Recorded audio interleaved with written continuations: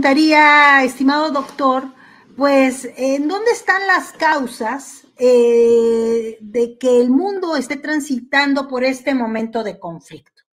Para que demos contexto, porque pareciera, ya están acusando incluso en redes sociales a Putin de ser un nuevo Hitler, lo cual a mí podemos o no estar de acuerdo con Putin, pero me parece un exceso lo que está ocurriendo ante lo que hemos vivido mínimo desde 2014.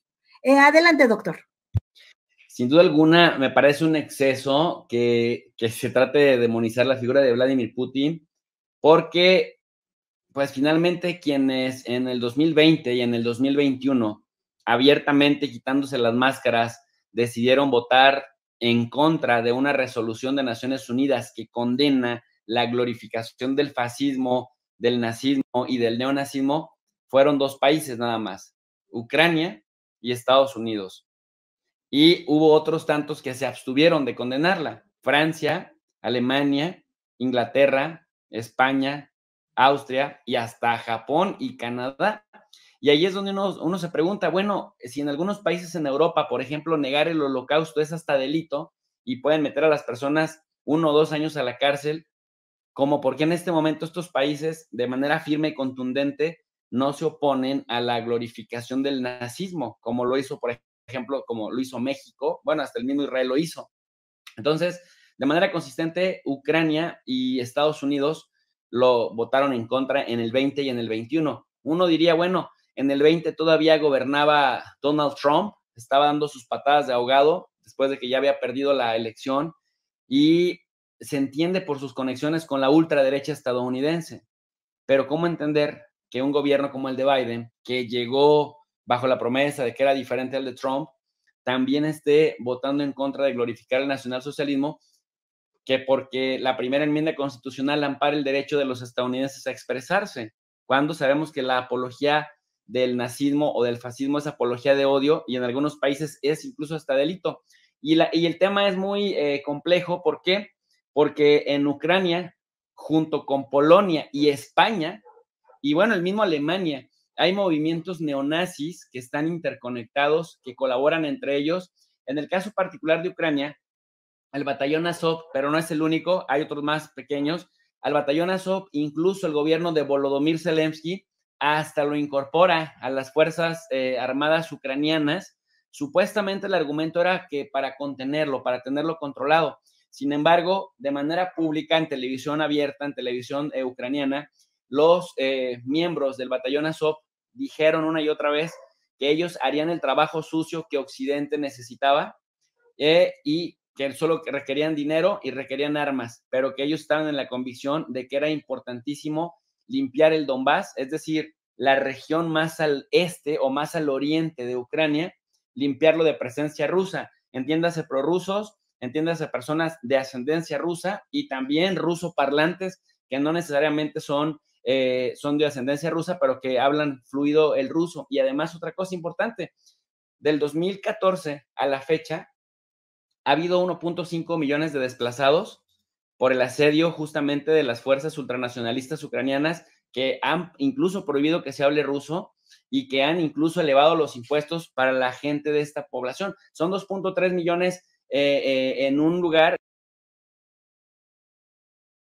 y 1.5 millones entre Lugansk y Donetsk, de tal suerte pues que lo que no se dice tampoco, ahora que veo en la prensa estas imágenes propagandísticas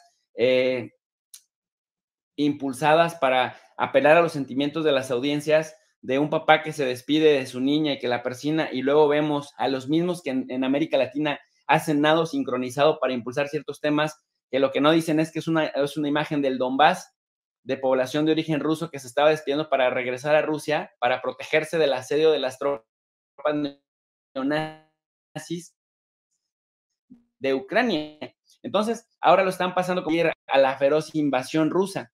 Entonces, va por ahí. Me parece que hay 4,000 civiles que han perecido del 2014 a la fecha, de los cuales ni sus luces en la prensa, y ahora vemos que nos dicen la mentira de que desde la Segunda Guerra Mundial esta es la invasión más atroz que un país haya hecho en otra. cosa que también es mentira porque entre la Segunda Guerra Mundial y nuestros días está la Guerra de Corea, que fue súper sangrienta, está la increíble, inverosímil y sangrienta Guerra de Vietnam, promovida por Estados Unidos, las invasiones a Guatemala, las invasiones a Panamá, las invasiones a la República Dominicana, está también la intervención de la OTAN en Serbia, en el proceso de desintegración de la ex Yugoslavia, está incluso Afganistán, Irak, Libia, Siria, Yemen, pero Occidente callado.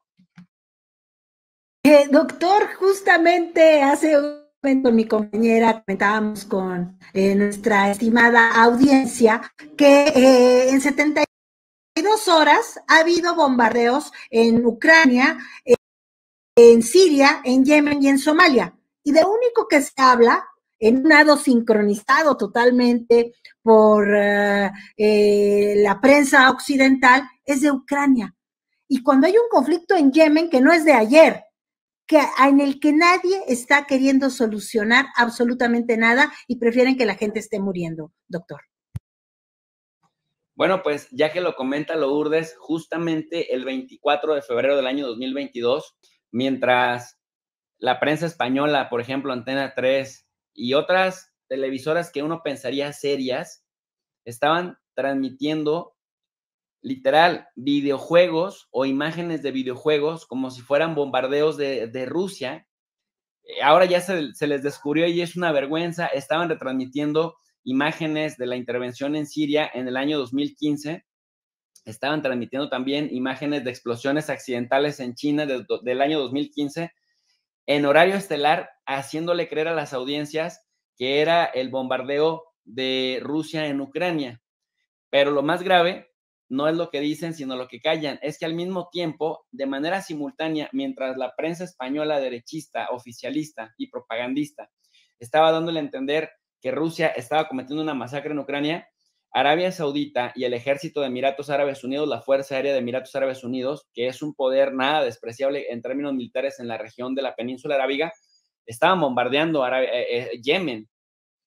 Quieren acabar con los hutíes. Si lo vemos ahí en términos de etnia y religión, es porque los hutíes son chiitas y los hutíes se han convertido en el otro significativo, en el frente de rechazo del dominio de Arabia Saudí, ¿no?